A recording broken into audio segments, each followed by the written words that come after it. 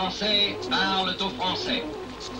Jean-Pierre Raffarin. Jean-Marie Le Pen, à présent, qui se trouve en direct de Lyon. Alors Jean-Marie Le Pen, j'allais dire que vous êtes d'une certaine façon l'adversaire de toujours, 40 ans aussi de vie politique comme Jacques Chirac. Est-ce que tout de même vous retenez des aspects positifs dans les positions de Jacques Chirac au cours du septennat et du quinquennat?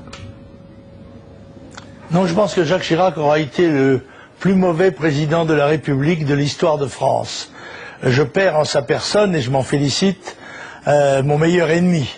Mais la preuve qu'il a conduit le pays au désastre, c'est que pas d'un seul des candidats de sa majorité, ni M. Bayrou, ni M. Sarkozy, ne se réclament de lui.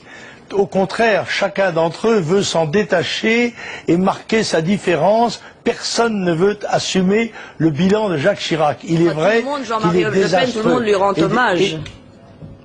Tous les gens que tout le monde lui rend hommage, ça n'a aucune importance. La plupart de ces gens-là sont des complices de la politique de Chirac. Et moi, qui ai été un adversaire de la politique de Chirac, je crois qu'il est temps de dire aux Français la vérité. Il faut savoir que nous sommes en face d'un bilan de faillite dont le président de la République n'a pas dit un mot. Il s'est gargarisé d'un certain nombre de formules creuses, comme à son habitude. J'ajoute que de surcroît, il a été le symbole de la corruption politique aux yeux du monde entier et que, peut-être d'ailleurs, à peine sorti de l'Élysée, il aura à rendre compte à la justice française d'un certain nombre de choses qui lui sont reprochées et qu'il a laissé porter jusqu'à présent sur les épaules de ses collaborateurs.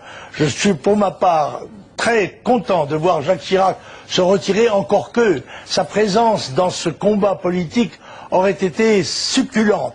Je me serais en tous les cas fait, moi, un grand plaisir de devoir l'affronter et de remporter, je pense, une revanche sur le gagnant par 82% de la confiance des Français quand on sait ce qu'il en a fait avec 2500 milliards de dettes, 5 millions de chômeurs, 4 millions de pauvres, 14 millions de travailleurs pauvres, l'armée française pratiquement démantelée, l'école en déroute et tout le reste, j'en passe. Merci, et des pires, mon Dieu.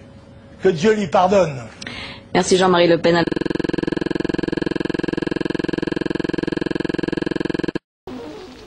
Veuillez écouter tout d'abord quelques messages personnels. Gabriel garde l'anonyme.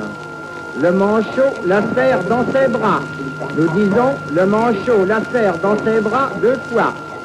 Le fantôme n'est pas bavard.